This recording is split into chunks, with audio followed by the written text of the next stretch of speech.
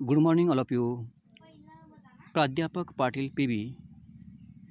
आपण गेल्या लेक्चरला भारतीय राजकीय विचार यामधील लोकमान्य टिळक यांचा जीवन परिचय पाहिला होता. त्याचबरोबर लोकमान्य टिळकांचे जे स्वराज्य प्राप्ती करण्यासाठी जे झालेले योगदान आहे हे पाहिलेले होते. याच्यानंतर लोकमान्य टिळकांनी स्वराज्य प्राप्त करत असताना कोणते 4 पिलर आहेत किंवा स्तंभ आहेत: स्वदेशी, बहिष्कार, राष्ट्रीय शिक्षण आणि स्वराज्य या मार्गाचा अवलंब करून स्वराज्य प्राप्त करण्यासाठी मोठे योगदान दिले होते. लोकमान्य टिळकांनी शिवजयंती आणि गणेशोत्सव यासारख्या उत्सवांना प्रोत्साहन देऊन राष्ट्रवादाची भावना वाढीस लावली. विद्यार्थी मित्र हो, आपल्याला माहिती आहे की स्वराज्य प्राप्त करण्यासाठी तत्कालीन परिस्थितीमध्ये अनेक मोठ्या समस्या निर्माण झालेल्या होत्या. एक जहालवादी आणि एक मवाळवादी असे गट निर्माण झालेले होते. जहालवादी म्हणजे लोकमान्य टिळकांचं असं मत होतं की राजकीय स्वातंत्र्य आधी प्राप्त झालं पाहिजे. मात्र दादाभाई नौरोजी, ज्ञानोबा रानडे, आगरकर यांचं मत असं होतं की प्रथम समाजामध्ये असणाऱ्या अनिष्ट रूढी, प्रथा, परंपरा या नष्ट झाल्या पाहिजेत. जनतेला शिक्षण दिलं पाहिजे. राष्ट्राविषयी प्रेम, आपुलकी, ममता निर्माण केलं पाहिजे. आणि यातूनच लोकमान्य टिळकांना असं वाटत होतं की पहिल्यांदा राजकीय सुधारणा, स्वातंत्र्य आधी प्राप्त झालं पाहिजे. म्हणून या विचारांमध्ये थोडासा वैचारिक मतभेद निर्माण झालेला होता. तत्कालीन परिस्थितीमध्ये हिंदू आणि मुसलमानांचे ऐक्य घडवून आणण्यासाठी त्यांनी शिवजयंती आणि गणेशोत्सव हे यासारख्या उत्सवांना प्रोत्साहन दिलेले होते. स्वराज्य हा माझा जन्मसिद्ध हक्क आहे व तो मी मिळवणारच, असे सिंहगर्जना करून सर्व देशभर राष्ट्रवादाची भावना जागृत केली. राष्ट्रवाद म्हणजे काय? तर राष्ट्रवाद म्हणजे आपल्या राष्ट्राविषयी प्रेम, आपुलकी, ममता, राष्ट्राविषयी आपल्या रक्तामध्ये किंवा आपल्या भावनेमध्ये एक आपुलकीची भावना, राष्ट्रीय एकात्मता, जातीवाद, वंशवाद, भाषावाद, प्रांतवाद नष्ट करून आपल्या राष्ट्राविषयी एकतेची भावना निर्माण करणे आणि संघर्ष नष्ट करणे म्हणजे राष्ट्रवाद होय. लोकमान्य टिळकांनी आपल्या केसरी आणि मराठा या पत्राचे संपादन करून मोठ्या प्रमाणात या ठिकाणी आगरकरांनी व टिळकांनी या ठिकाणी लोकांच्यामध्ये एक प्रकारे या वृत्तपत्राच्या माध्यमातून लिखाण केले. याचबरोबर तत्कालीन परिस्थितीमध्ये 1908 साली टिळकांना राजद्रोहाच्या खटल्याखाली 6 वर्षे शिक्षा झाली आणि त्यांना मंडालेच्या तुरुंगात ठेवण्यात आले. या कारवायात टिळकांनी गीतारहस्य हा ग्रंथ लिहिला. 6 वर्ष कारावास भोगून 1914 साली टिळक पुन्हा राजकारणात निर्भीडपणे उतरले. त्यामुळे पुन्हा झालमातवाद्यांच्या कार्यात चैतन्य निर्माण झाले आणि 1916 साली लखनौ अधिवेशनात टिळकांनी भाग घेतला होता. हिंदू मुस्लिम ऐक्य काँग्रेसमधील ध्येयाची समाप्ती स्पष्ट केली आणि काँग्रेस लोकशाही पक्षाची स्थापना केली. त्याचबरोबर लोकमान्य टिळकांचे राजकीय कार्य क्रांतिकारक होते. देशाच्या स्वातंत्र्यप्राप्तीसाठी आपले संपूर्ण आयुष्य खर्ची घातले, म्हणून ते राष्ट्रवादी नेते म्हणून ओळखले जायचे. लोकमान्य टिळकांनी प्रथम सामाजिक सुधारणा झाली तरच राजकीय हक्कप्राप्ती होईल असे मत योग्य नाही.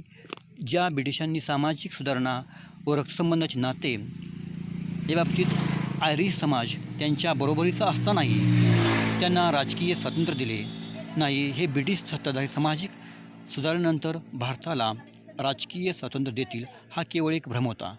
म्हणजे सामाजिक सुधारणा हे विशिष्ट देशकाल परिस्थितीप्रमाणे होत असते. म्हणून स्वातंत्र्यप्राप्तीच्या मागणीत सामाजिक सुधारणेचा अडसर आणू नये असे मत टिळकांनी मांडले होते. लोकमान्य टिळकांच्या मते राजकीय सुधारणांचा सामाजिक सुधारणेशी संबंध असतोच असे नाही. उलट काही वेळा सामाजिक सुधारणेशिवाय विशिष्ट राजकीय सुधारणा घडून आलेल्या दिसतात. शिवाजी महाराज, महादेव शिंदे, थोरले बाजीराव असे महापुरुष सामाजिक सुधारणेतून जन्माला आले नाहीत, तर सामाजिक सुधारणांचा समावेश राजकीय सुधारणात होत असतो. म्हणून सर्व भारतीयांनी राजकीय स्वातंत्र्याची मागणी केली पाहिजे. यासाठी आपल्या देशातील सुधारकांना 2 प्रकारचे अवघड दुर्ग सर करायचे आहेत. राजकीय स्वातंत्र्य प्राप्त झाले की आपापच पुढे सामाजिक सुधारणा घडून येतील, असं टिळकांचं मत होतं. त्यानंतर टिळकांची जी भूमिका होती, ब्रिटिश सत्तेबाबतची टिळकांची भूमिका, इंग्रज आम्हास फायदा झाला काय, म्हणजे इंग्रजी राज्यात आम्हास फायदा काय झाला. याचबरोबर राणीचा जय जयकार, लॉर्ड कर्झनची कारकीर्द. 1902 टिळकांनी इंग्रजांच्या साम्राज्यशाही धोरणावर पाषाणीपणे का गुलामगिरी या नावाचा लेख लिहून कडक शब्दात टीका केली. घरात लोकशाही आणि बाहेर साम्राज्यशाही अशी कुटील नीती करणारे इंग्रज लोक होते.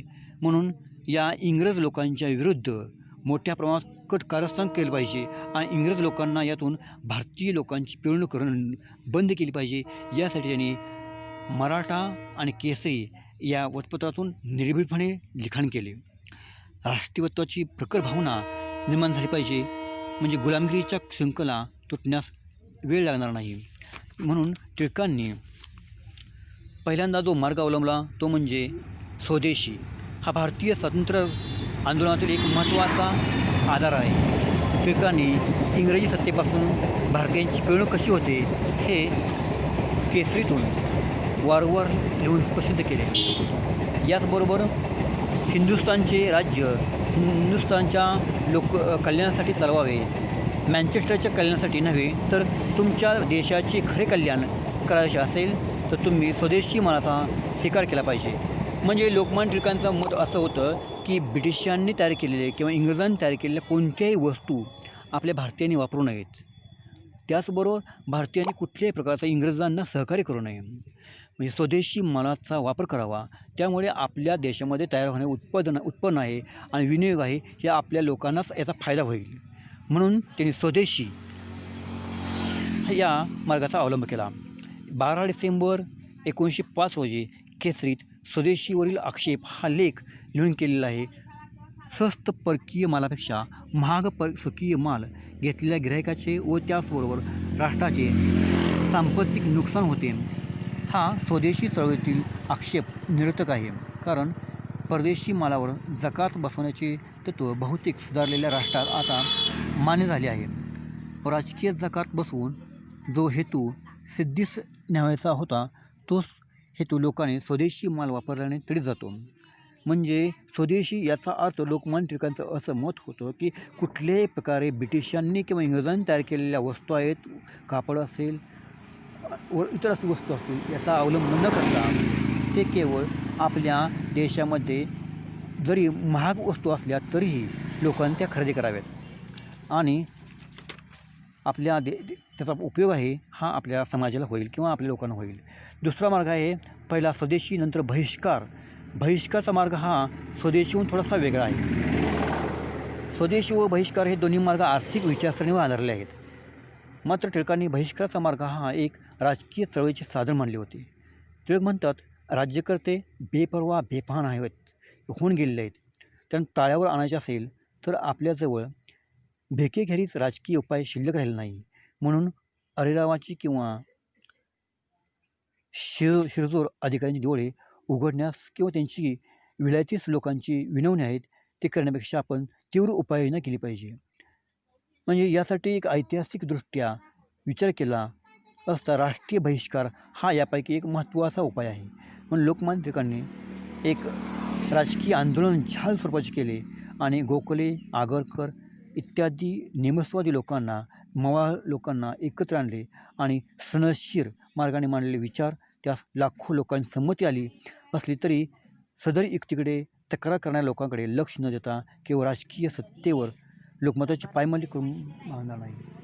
तर या ठिकाणी लोकमान्य टिळकांनी स्वदेशी, बहिष्कार, राष्ट्रीय शिक्षण. आता राष्ट्रीय शिक्षण म्हणजे काय, तर राष्ट्राविषयी प्रेम, आपुलकी, ममता आणि पूर्वजांच्या अनुभवाविषयी जे ज्ञान दिले जाते त्याचा त्याला शिक्षण म्हणतात. आणि विद्यार्थ्यांच्या तरुण पिढीच्या मनात देशाविषयी विचार जागृत करणे म्हणजे राष्ट्रीय शिक्षण होय. म्हणजे राष्ट्राविषयी आपुलकी निर्माण करणे, राष्ट्रीय एकात्मता निर्माण करणे आणि तरुण पिढी देशाचे राजकीय, औद्योगिक आणि सामाजिक वैभव राखण्यास किंवा वाढवण्याचे समर्थ होईल अशा प्रकारचे शिक्षण त्यांना देणे म्हणजे राष्ट्रीय शिक्षण. म्हणजे राष्ट्राविषयी आपुलकी, ममता, आपल्या देशाविषयी सार्वभौमत्वाची समता निर्माण करणे आणि हिंदू मुस्लिम यांच्यामध्ये ऐक्य घडवून आणणे म्हणजेच राष्ट्रीय शिक्षण होय. लोकमान्य टिळकांनी देशातील शिक्षणाचा दर्जा कसा खाल्लेला आहे याचे चित्र ब्रिटिश राज्यकर्त्यांच्या नजरेस आणून दिले. त्यांच्या मते त्यावेळच्या शाळा कॉलेजातील शिक्षक, प्राध्यापक हे एक कर्जशाहीच्या हातातील कळसूत्री बनलेले आहे. विद्यापीठे सरकारी हमालखाने बनलेले आहेत. युनिव्हर्सिटी परीक्षा घेऊन BA व MAचे शिक्के ठोकण्यापलीकडे काही काम चालत नाही. परीक्षा घेण्याकरिता रजिस्टर झालेली संस्था आहे असे म्हटले जायचे. म्हणजे शिक्षण हे केवळ पुस्तकी होते, प्रत्यक्षात व्यवहारामध्ये त्याचा काहीही उपयोग होत नव्हता. म्हणून आज आपण पाहतो की शिक्षण ही एक काळाची गरज आहे आणि शिक्षणाशिवाय कुठलेही योग्य असा माणसाचा विकास होऊ शकत नाही. म्हणजे सामाजिक, आर्थिक, राजकीय, शैक्षणिक जर विकास करायचा असेल तर शिक्षण हा एक महत्त्वाचा परिवर्तन घडण्याचा माध्यम आहे. शिक्षण पद्धती केवळ निरुपयोगी असून चालणार नाही, तर ती शिक्षण फक्त विद्यार्थ्यांना सरकारी नोकरी मिळण्यासाठी लागणारे प्रशिक्षण होते.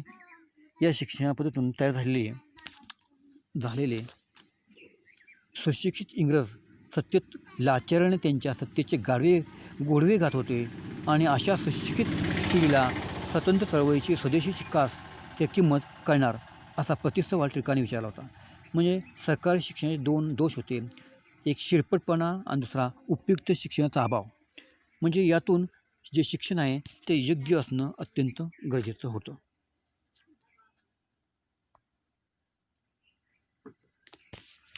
लोकमान्य टिळकांनी जो स्वदेशी, बहिष्कार, राष्ट्रीय शिक्षण आणि